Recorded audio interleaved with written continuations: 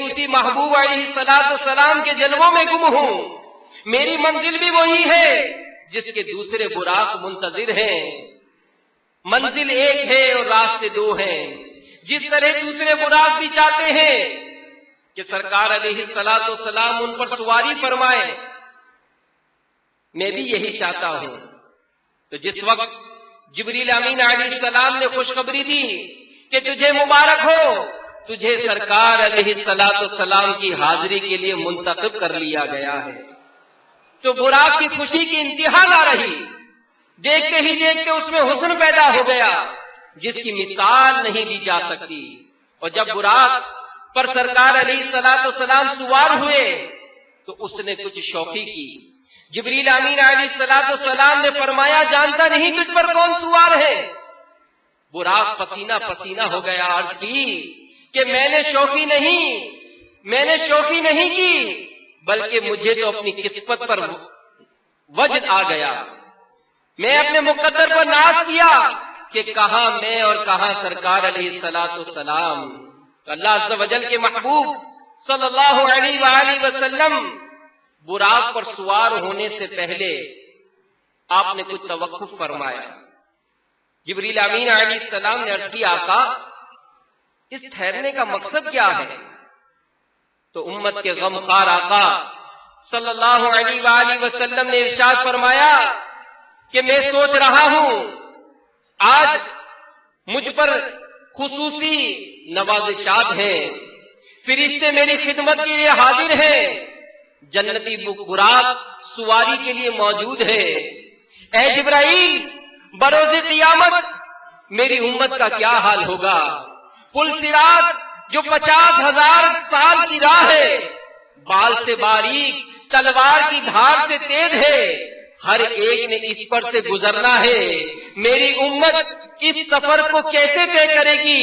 اسی وقت رب العزت جل جلالہ کی طرف سے بشارت دی گئی کہ اے محبوب صلی اللہ علیہ وآلہ وسلم آپ امت کی فکر نہ کیجئے، ہم آپ کی امت کو پل صراط پر اس طرح سے گزاریں گے کہ انہیں خبر بھی نہ ہوگی. میرے آقا امام اہل سنت مجدد دین و ملت پروانہ شمع رسالت مولانا شاہ امام احمد رضا خان علیہ رحمت الرحمان امت کے پل صراط پر سے گزرنے کی کچھ اس طرح منظر کشی فرماتے ہیں کہ پل سے گزارو راہ گزر کو خبر نہ ہو.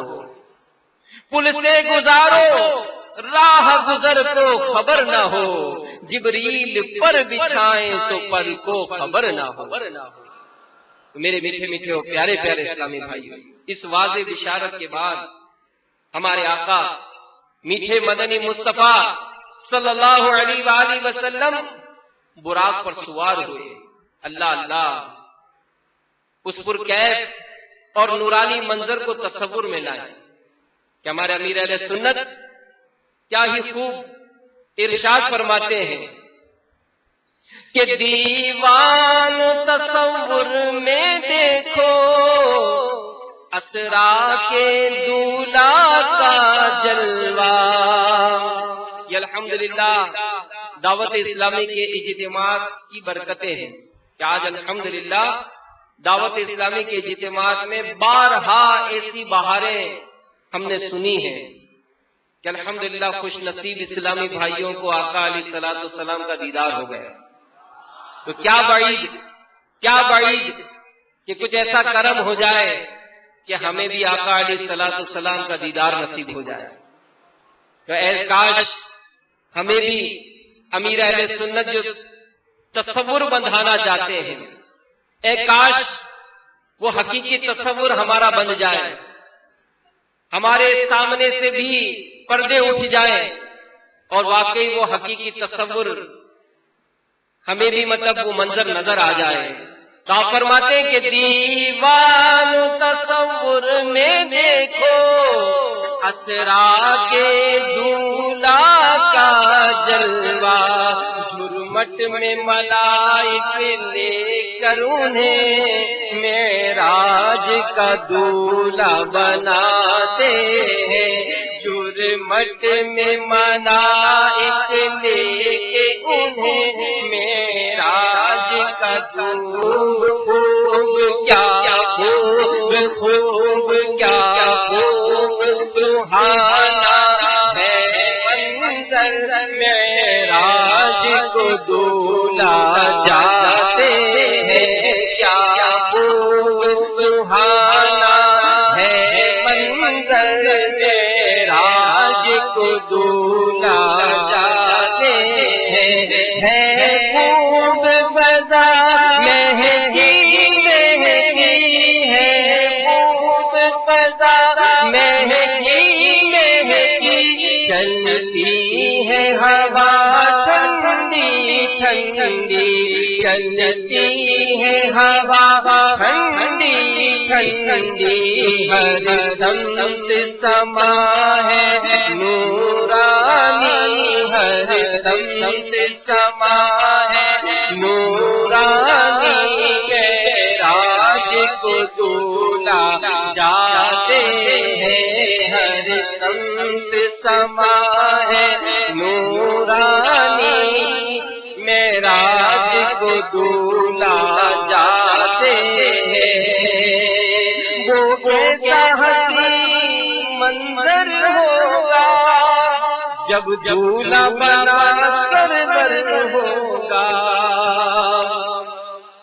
وہ کیسا حسین منظر ہوگا جب دولا بنا سرور ہوگا عشاق تصور کر کر کے بس روتے ہی رہ جاتے ہیں عشاق تصور کر کر کے بس روتے ہی رہ جاتے ہیں صلو علی الحبیب توبوا الی اللہ صلو علی الحبیب۔ تو بہرحال جب براق کا سفر شروع ہوا آن کی آن میں بیت المقدس آ گئے، وہاں تمام انبیاء اور رسول و ملائکہ حاضر تھے اور نماز کی تیاری ہو رہی تھی۔ امام الانبیاء کا انتظار تھا، بس اسرا کے دولہا کے آنے کی دیر تھی۔ سب نے سلام عرض کیا، جبریل امین نے اذان پکاری، صفیں قائم ہو گئی۔ میرے آقا معراج کے دولہا صلی اللہ علیہ وآلہ وسلم نے تمام نبیوں اور فرشتوں کی امامت فرمائی۔ اقصی میں سواری جب پہنچی، جبریل نے بڑھ کے کہی تکبیر۔ ہمارے امیر علیہ السلام نے اس پورے واقعے کو اپنے شعر میں قلم بند فرما دیا۔ اقصی میں سواری جب پہنچی، جبریل نے بڑھ کے کہی تکبیر۔ نبیوں کی امامت اب بڑھ کر سلطان جہاں فرماتے ہیں، نبیوں کی امامت اب بڑھ کر سلطان جہاں فرماتے ہیں۔ تو میرے میٹھے اسلامی بھائیوں، اس نماز سے فارغ ہونا تھا کہ سفر آسمان تیار تھا۔ وہی براق، وہی بارات، وہی دولہا، وہی باراتی۔ آن کی آن میں پہلا آسمان آ گیا۔ حضرت سیدنا آدم علیہ نبینا علیہ الصلوۃ والسلام نے استقبال کیا، اپنے فرزند ارجمند کی بلائیں لیں، مدتوں بعد تمنا برائی، مرحبا کہا۔